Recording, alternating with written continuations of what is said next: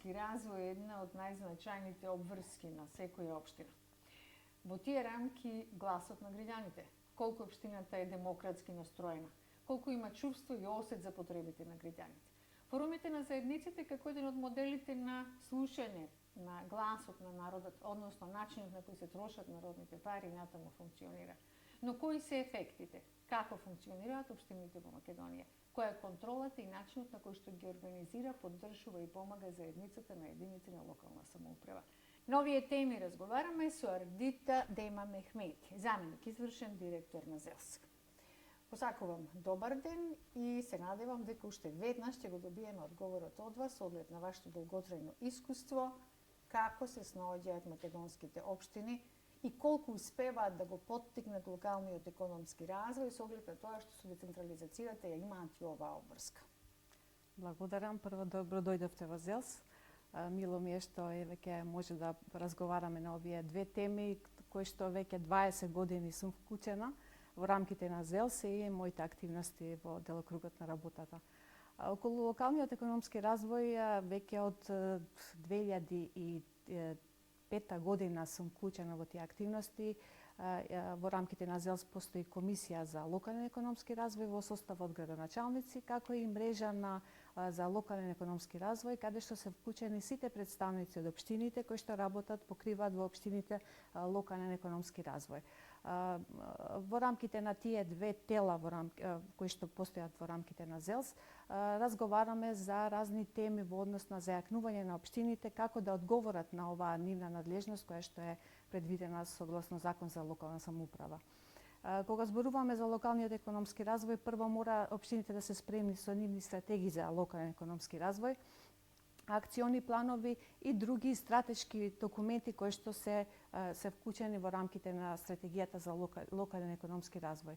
ЗЕЛС и во минатото и се уште помага во овој процес на давање на поддршка за градење на капацитетите на општините за да ги изготват тие стратешки планови, каде што ќе го зацртат патот кон кој што стакат се стремат да стигнат. Значи, нивните цели во разните дејности каде што општината е надлежна и дури и повеќе од тоа да помогне на сите да речеме актери кои што делуваат во рамките на општината, дадат поддршка на бизнис секторот, дадат поддршка и на невладиниот сектор и заеднички на проактивен начин да дадат свој придонес во развојот на локалниот економски развој.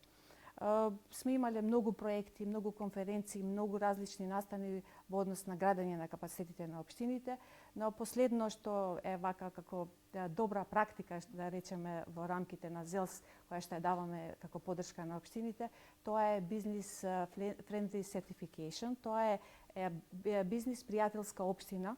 Тоа е еден сертификат кој што го стекнуваат општините, ова е регионална програма која што се спроведува во регионот, во Србија, во Албанија, во Косово, во Босна и Херцеговина и во Хрватска и аплицираат општини за да се стекнат со овој сертификат преку исполнување на неколку критериуми, 10 критериуми и подкритериуми во однос на тоа како они се организирани внатрешно, нивниот сектор и како они ќе одговорат кон потребите на бизнис секторот, како ќе го слушнат гласот на бизнисите за да може заеднички да делуваат и да придонесат кон развој на локалниот економски развој. Колку општините реално имаат во Македонија капацитет да може да одговорат на овие барања? Дали се подготвени реално? Дали имаат кадар? Веќе имаме и сертифицирани општини кои што го имаат овој сертификат и нели гордо може да речат дека се одговорни према бизнисите и према заедницата. Веќе имаме во следната недела ќе имаме и повторно представување на нова едиција на овој сертификат.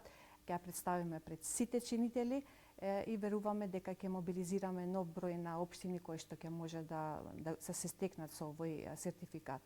Ова ќе значи освен внатрешно организирање на општината, исто така и мобилизирање и на бизнис заедницата и на невладиниот сектор и на сите други заинтересирани, па дури и граѓаните да се вклучат во овие процеси и да придонесат заеднички за нивната општина. Дали имат капацитет, секогаш никогаш не е доволно. Ние затоа сме тука постојано да им дадеме поддршка и да им кажеме како понатаму и еве ова е добра можност за општините и понатаму да да се надградат, да ги надградат нивните капацитети. Сектор за или оддел за локален економски развој, претпоставувам дека зависи од тоа колку општината е урбана, голема, рурална, Не, ограничена според бројот на кадри. Не, тоа е надлежност која што ја имаат сите општини во Република Северна Македонија. Сите имаат таква обврска да придонесат кон локалниот економски развој, поддршка на малите бизниси во рамките на општината, за најчиството и сличните дејности во општината. Тоа го имаат сите. Сега внатре во општината како се организирани, нормално во поголемите општини тоа се во форма на сектори, во помалите општини се во како мали оделенија, или па има и општини кои што со меѓуопштинска соработка се исподелуваат искуства меѓусебно. Така да како надлежност таа е за сите општини. Така. Станува збор за една новина која што, впрочем и веќе не е новина, станува збор за обврска на општината која се спроведува повеќе од 2 децени. Колку во овој период општините реално успеа да ги изградат своите капацитети за да може да помогнат и колку форумите на заедницата како еден проект кој долги години се спроведува во државата во сите општини, колку на вистина се е одраз на гласот на граѓаните каде треба да се трошат народните пари. Така. Ние како ЗЕЛС во однос на градење на капацитетите на општините, ние како еден од најголемите приоритети. Воспоставување на ЗЕЛС тренинг центар во рамките на нашата организација и спроведување на план за обуки со општините преку обучување на сите кадри од сите области во рамките на општината, од сите оделенија, тоа е знак дека ние навистина сакаме да дадеме придонес во овој процес.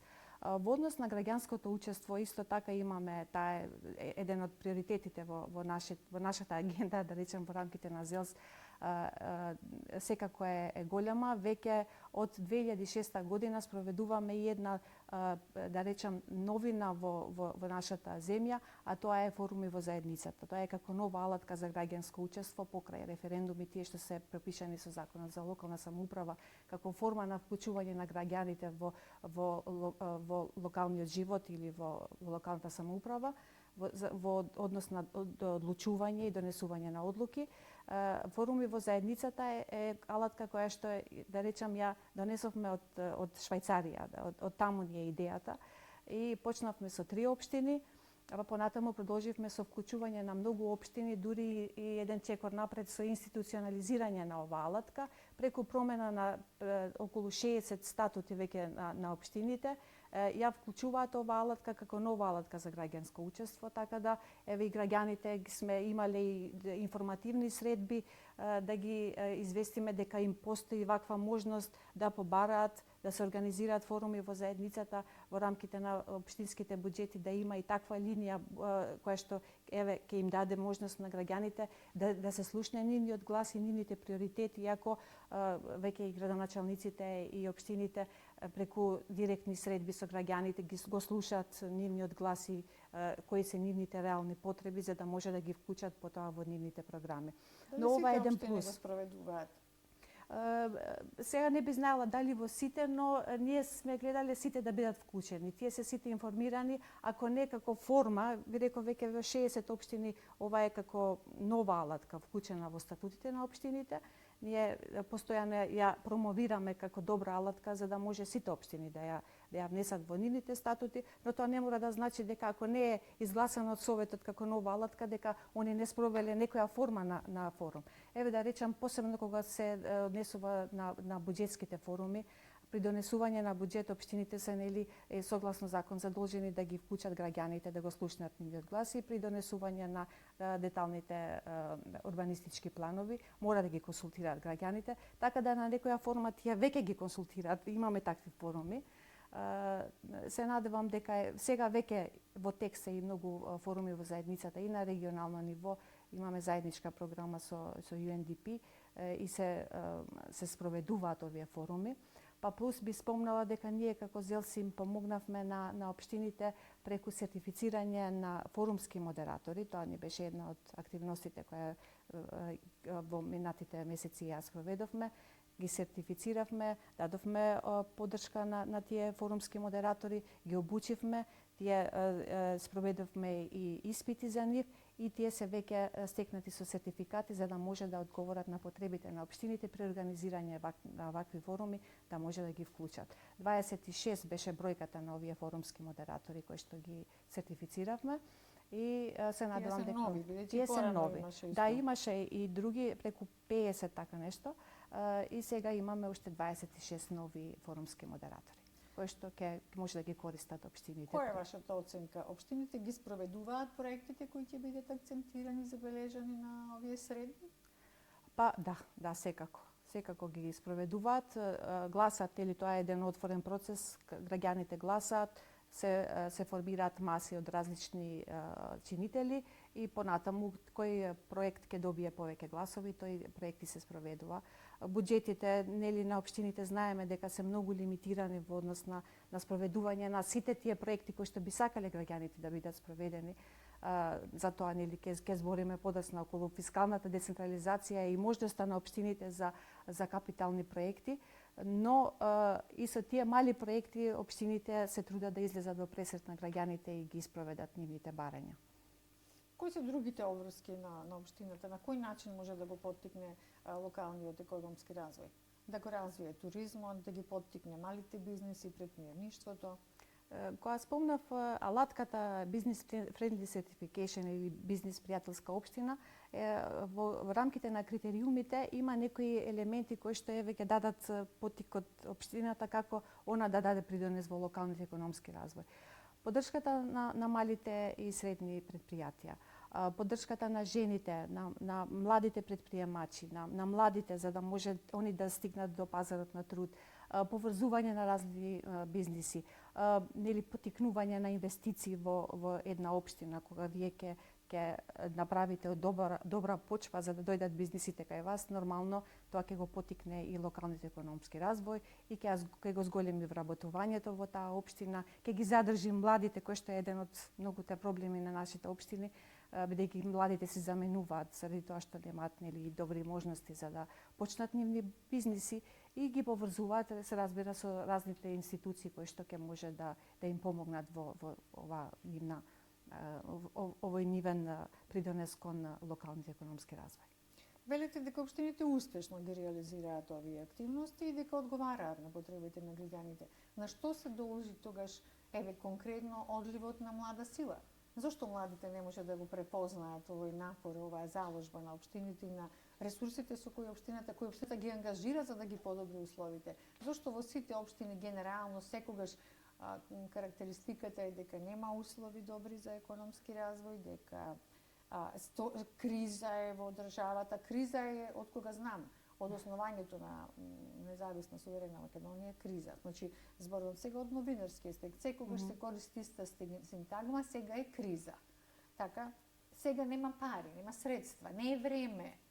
Значи, ако општините се окей работат, ако навистина ги оспособија, изградија своите ресурси сите овие години, 3 децении, проектот на швајцарската влада се спроведува 2, сигурно. 2 децении, сигурно и повеќе, така. Значи, тие имаат, затоа јас ви реков, имаат сектори и одделенија, зависно од тоа со колку број вработени располагаат. Зошто имаме одлив на млада сила? Зошто има незадоволство на граѓаните? Зошто еснафите затвораат, дуќаните се празнат? Чаршиите не постојат, така речи. Половина чаршија во големите градови е затворена, празни дуќани се. Така, јас обично не сакам со такви очила да ги гледам работите. Ние, пошто го следиме постојано развојот и во општините и све, тоа е еден тренд околу миграција каде што се случува во сите во многу поразвиени земји. Па да не зборам и за нашата држава. Зошто си одат младите, може да речеме, па зошто не остануваат и тие да направат поттики за да одиме понатаму.